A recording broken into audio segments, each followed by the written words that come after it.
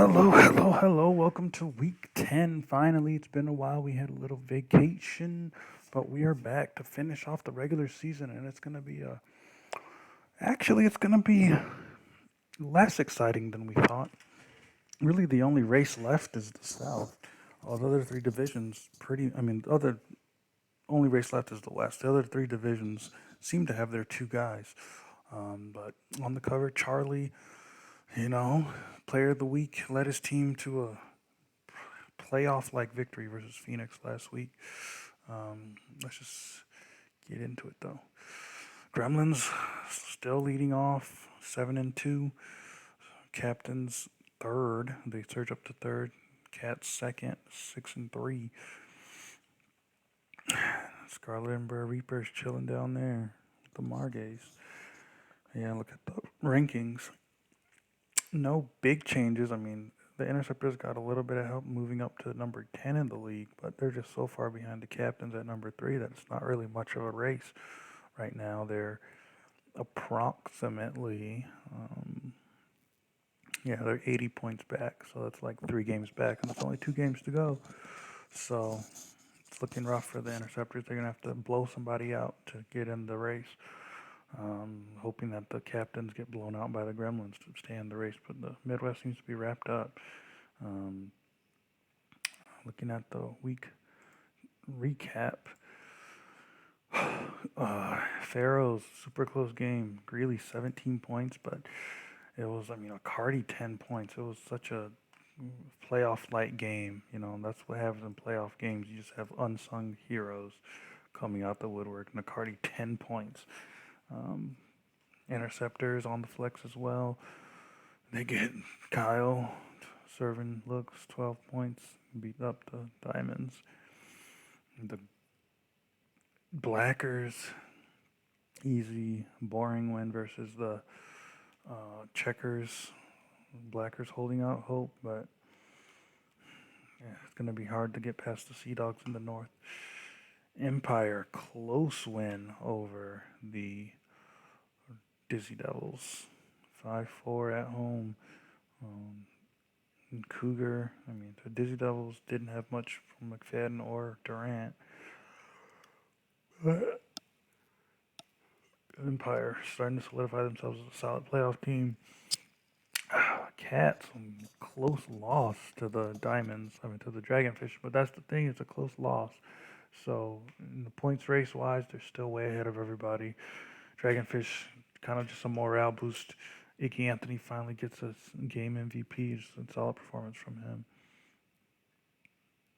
And then we got Captains beating up on the Scarlet Ember real quick.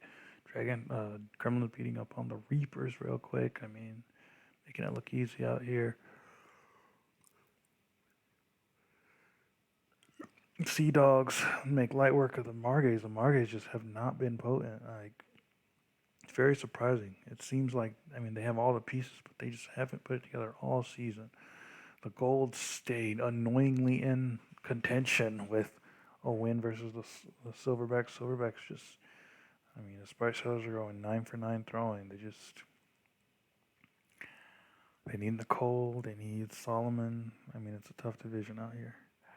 And then the Toros pretty much end the Skylarks' hope. 5-4, close game, but Skylarks needed not a close game. They needed a blowout to stay alive. Charlie, player of the week. Morale, basically. Didn't have great stats, but when he stepped up when the team needed him. Statistics, Mills leads in index. Not sure if that's correct. I don't think he has a 69.7 index. But, yeah. So, and looking at the All-Star projections, the Gremlins, these are solidifying now. There's only 2 weeks left of this.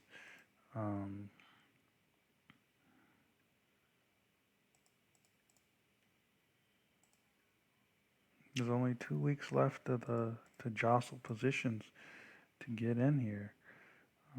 Yeah, that is wrong. Mills, those are not correct numbers, folks. I don't know how I got those numbers. Um,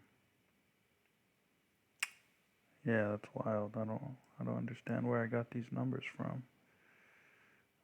These statistics aren't updated. Woe is me. Um, but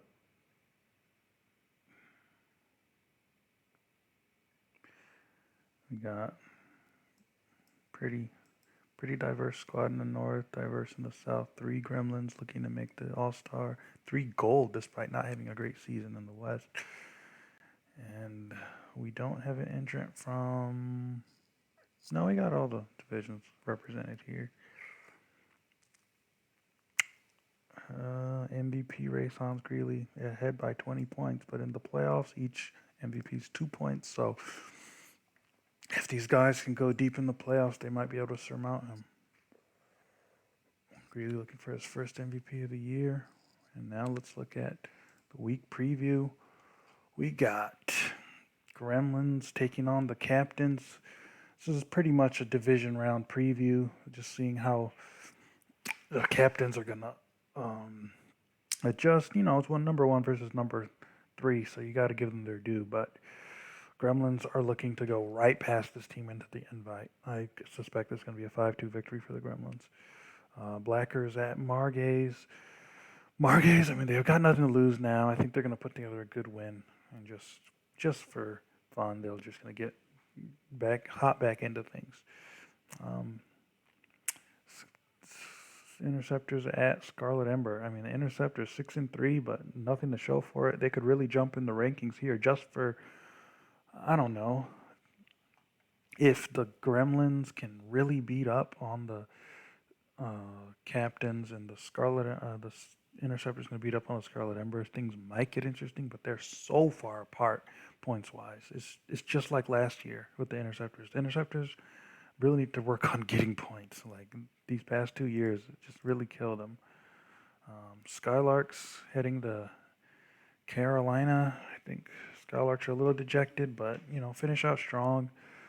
Let Freeman keep his job. So Alexander might not keep his job. Coach Alexander for the Checkers might be a good game. I mean, you never know what you can get out of Raekwon, and they got a really solid three in for the Checkers, but I think the Skylarks are going to get this one 5-3.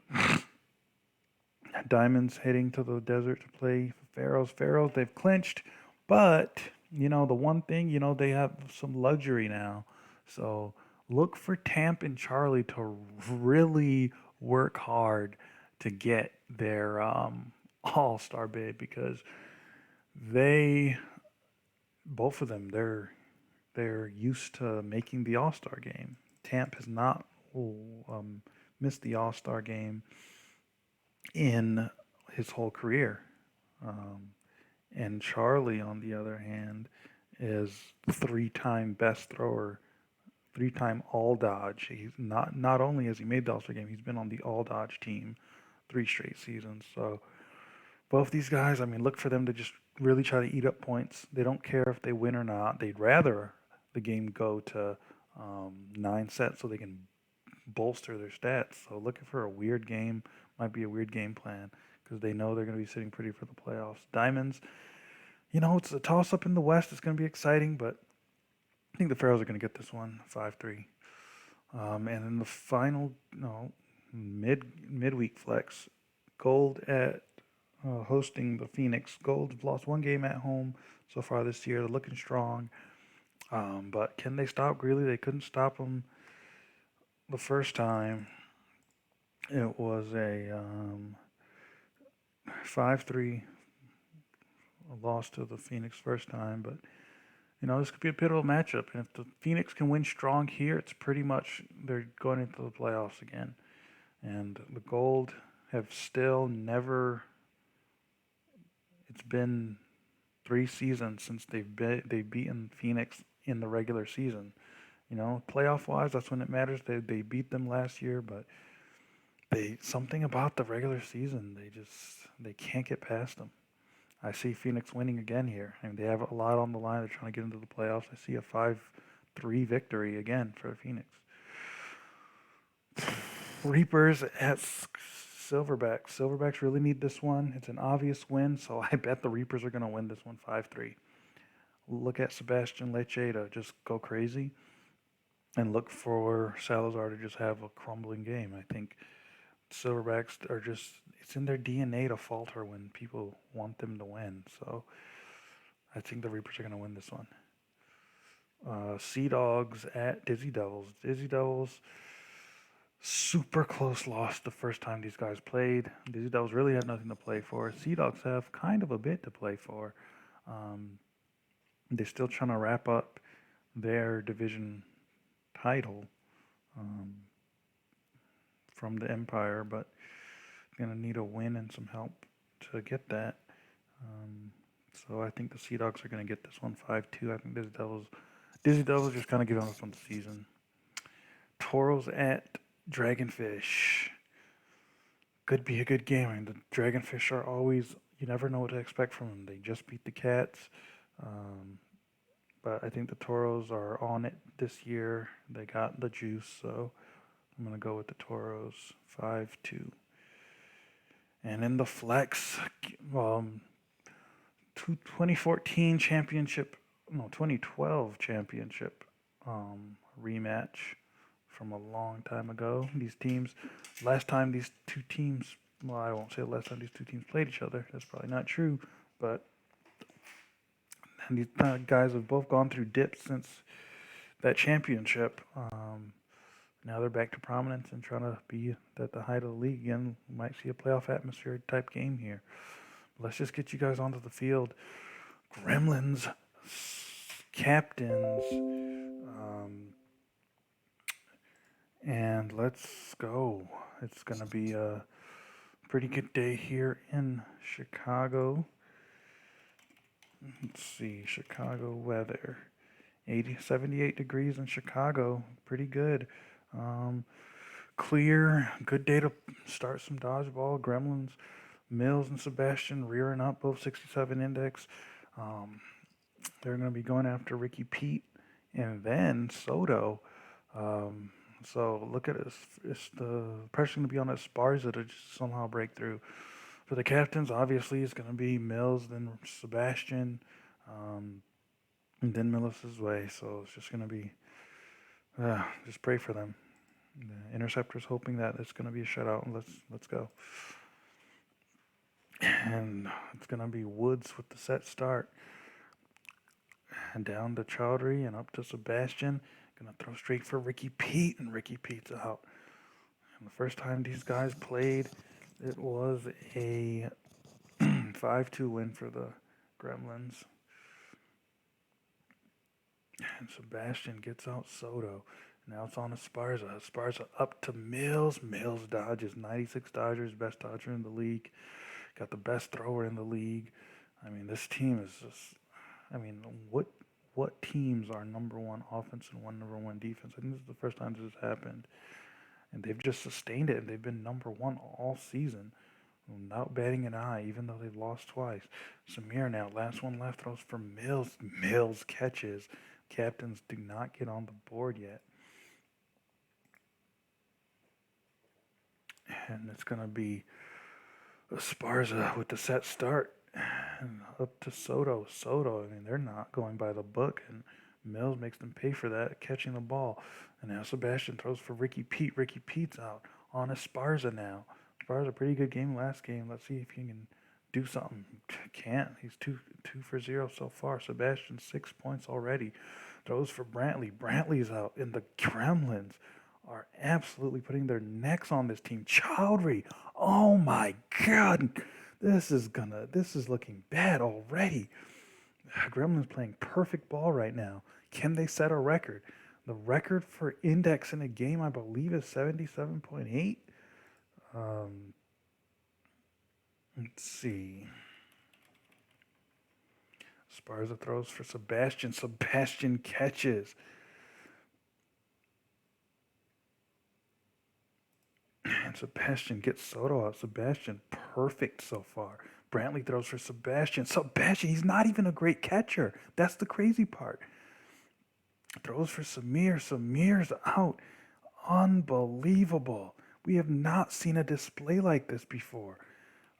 I mean, we're just going to have to look at the annals of history right now just to make sure what's going on is, I mean, 15 to nothing. Sebastian's 100%. I mean, the whole team has 100% efficiency. Like, it's insane. Everybody's playing their part right now. Um, but yeah, the best team index ever, 77.8 by the Scarlet Ember in Season XV. Um, and those Gremlins are cruising their way towards that. Feel bad for flexing this game up, but it might be a historic game.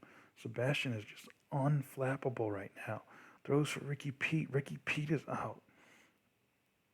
And now Esparza to Sebastian. As Sebastian finally falls.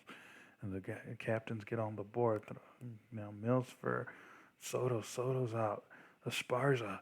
I mean, the captains better watch out. If they get absolutely skunked, Chaudhry with the interception, they get absolutely skunked here. The interceptors are in play. And Mills gets out Brantley. Samir now trying to save some face. Chaudhry, another interception. 3 interceptions.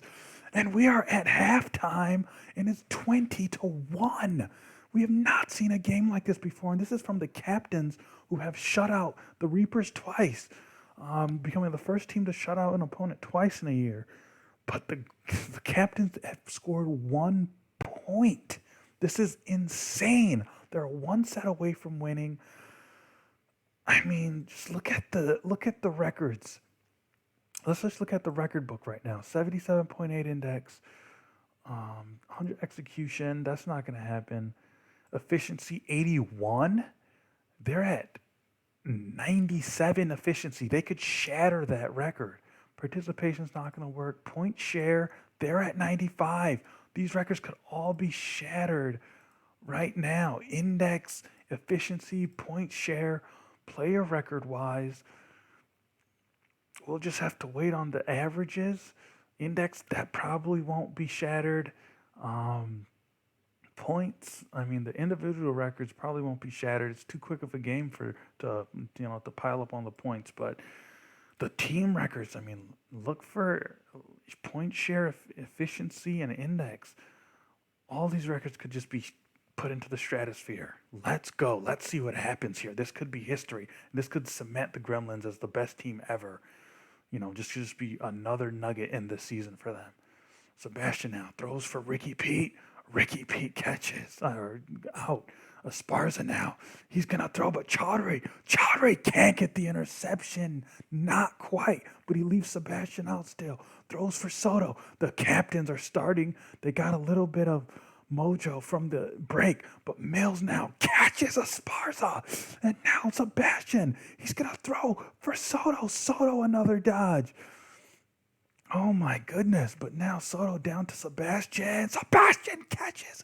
4 catches for Sebastian, who's the worst catcher on the team. Throws for Brantley. Brantley's out. It's all on Samir.